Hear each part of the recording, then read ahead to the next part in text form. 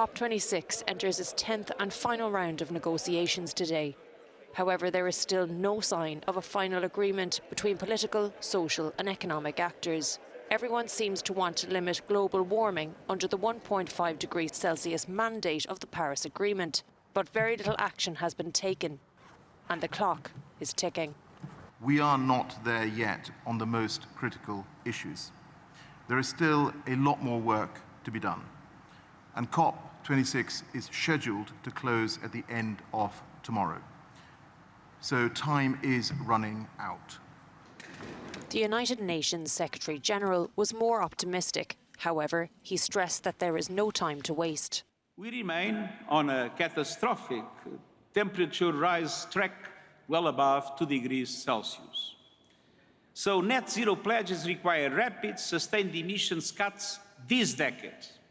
Politicians have adopted the activist rhetoric. However, much to the dismay of campaigners, have not adopted any of their proposals. 10 days ago, Joe Biden came to Glasgow and he said, quote, there's no more time to hang back or sit on the fence or argue against ourselves. But President Biden isn't sitting on the fence.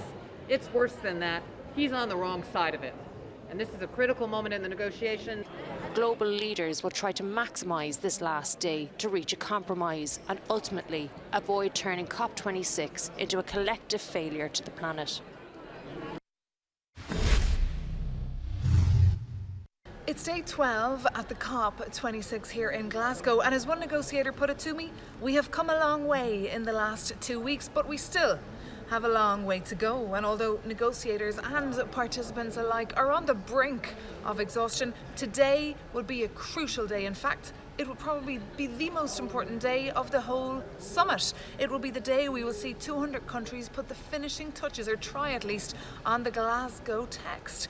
Still, tricky issues remain among whether or not to put the phasing out of fossil fuels on the document, and also climate financing for the countries that will be hit the hardest by climate change, even though they are not the ones responsible for it. But one thing is clear here, most people are on the same page that the science is clear, whether they're activists, NGOs or from industry. Take a listen.